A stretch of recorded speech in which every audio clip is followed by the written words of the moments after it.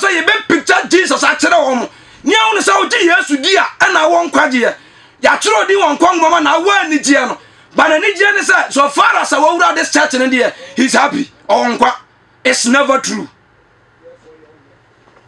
Hallelujah. Dia wasa oya onya otewa na Yesu abeto no because they say church na aba no we swale a manya di ye we swale a mahu we si we na ye we si we nya me problem pa ne say rich say ya fa enkremofo a wo eboase a ya beko kumasan sa na omudressing omugidie omabrabo omumpaibo the same thing. So me kasa me ni problem on na me wo problem me boa because me start to repeat as me so mbeka ya ache a big problem of Christianity. Some wa born no edi ni pa ko bunsanjem and kremofo last time nyina ye the same thing. Omo 5 times prayer the same thing. Omo dressing the same thing. Omo task be the same thing me boa. Baby obefa bia later they sent omo style of dressing the same thing.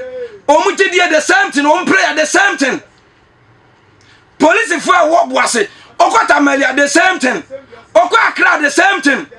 Baby abeko the same thing. But when it comes to Christianity, me busamo, where is Jesus? At the same time, and can focus Quran. Quran ba Quran no nyina yusu. And they don't contradict. I am one gospel. One Bible ekuta Genesis chapter 1. Asamba akwa wo ho eno na wo ho. But why say ukọ Roman lifestyle nko. Methodist ahunwa ho anko. Pillar of Zion nko.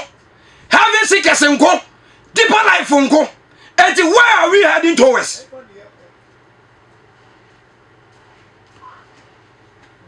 I find here Malachi Kasembi.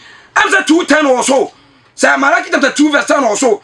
Now we are Ephesians chapter 4 so verse 4 coming down. Anya jaba akupe. Anya jaba akupe ni nyina yewo. Me busa. Mo amu tie me nyina me busa mo. Yo how many types of God? Abraham nyankopon, Jacob nyankopon, Isaac nyankopon na ne yewo mo meboa. Ye ni nya me bia biem. Yo one Bible. Tire tuntuma ebuye fita. Asa Genesis chapter 1 asema wona no na wo ho.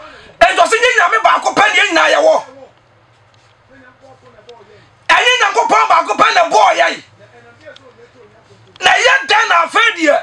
The method is different. The say different. The having sick as different. And until some one ya wa ho no.